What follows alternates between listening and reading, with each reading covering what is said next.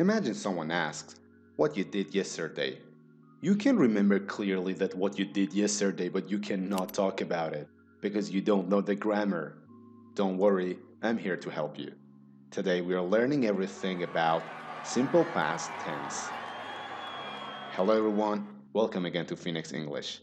The past simple tense is used to refer to actions that were completed in a time period before the present time. What matters is that the action was completed in the past. The action may have been in the recent past or a long time ago. First, we work on its structure, and then when we have learned how to make a past simple sentence, we talk about situations in which we use this practical tense. How to formulate the affirmative or positive sentences. In affirmative sentences, the word order is subject plus verb. Looks very easy. The only point is that the verb should be in its past form. At this stage, verbs are divided into two parts, regular and irregular. For regular verbs, add ed to the root form of the verb, or just d if the root form already ends in an e. For example, play, played. You see, the past form is exactly the root form plus ed. Love, loved. Because the root form has e itself, I only add d. Cry, cried. Here is another spelling rule. When a verb ends with the letter y and there is a consonant before it, the y changes into I. Then we add ed. Study, studied. Because of the same rule, we have changed y into I. Stay, stayed. Here we don't make any changes because before the letter y there is a vowel sound, so we simply add ed to the verb. If you have problem with consonant and vowel sounds, check our present continuous video. You will understand everything. And especially about the spelling patterns, that why we sometimes double the last consonant, because we exactly apply the same rule as when we add ing. Like stop, stopped. Double p because we have consonant, vowel, consonant pattern in a one-syllable verb. What about irregular verbs? For irregular verbs, things get more complicated. Sometimes the simple past tense of irregular verbs looks exactly like the root form. Put, put. Cut, cut. Set, set. For other irregular verbs, the simple past forms are more erratic. See, saw.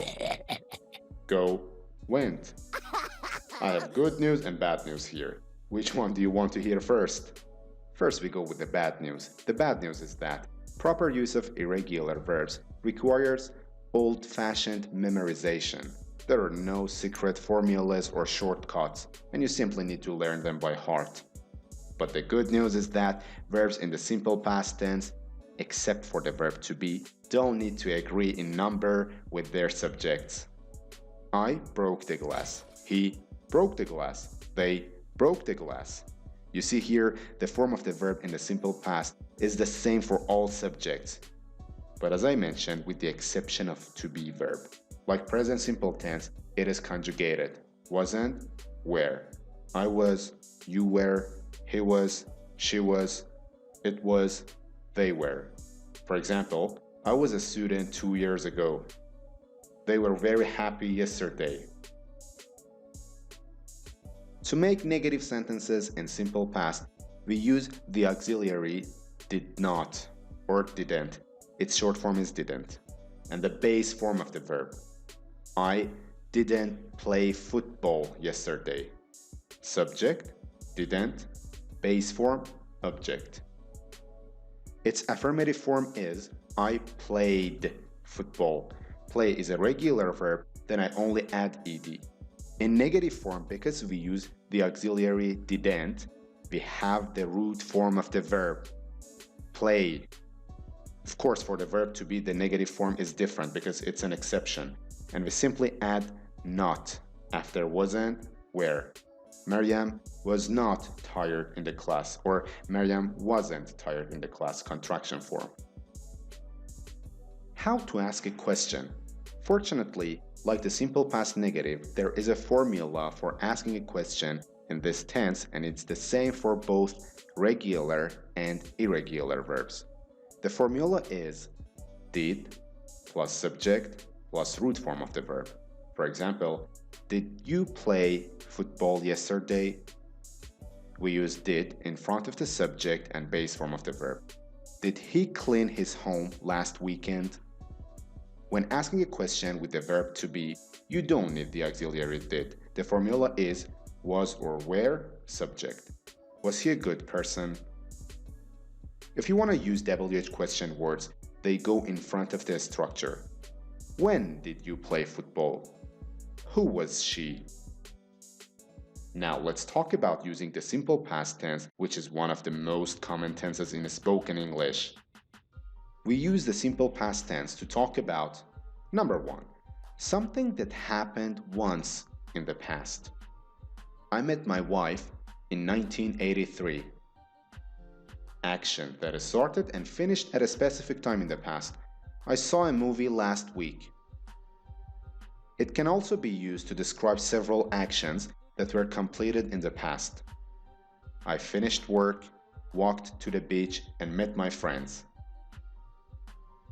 Number 2, to describe past habits. Something that happened several times in the past. When I was a boy, I walked a mile to school every day. It should be clear in this kind of sentence that the action referred to is a habit. Time expressions like always, often, usually, never, every day can be used to underline this. I often played football when I was a young man. They always enjoyed visiting their friends. By the help of time expressions and simple past tense, I'm describing my past habits. Last usage, something that was true for some time in the past. I lived abroad for 10 years. The simple past is used to describe a process that is started and finished in the past. The process of the action is long and is used by specifying time periods such as the whole year, all day, and etc.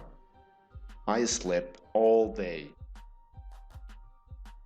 Guys, that was all about simple past tense. We covered everything about this practical tense. Thank you for your like, comment, and support. Soon we see each other for another useful English point. Goodbye.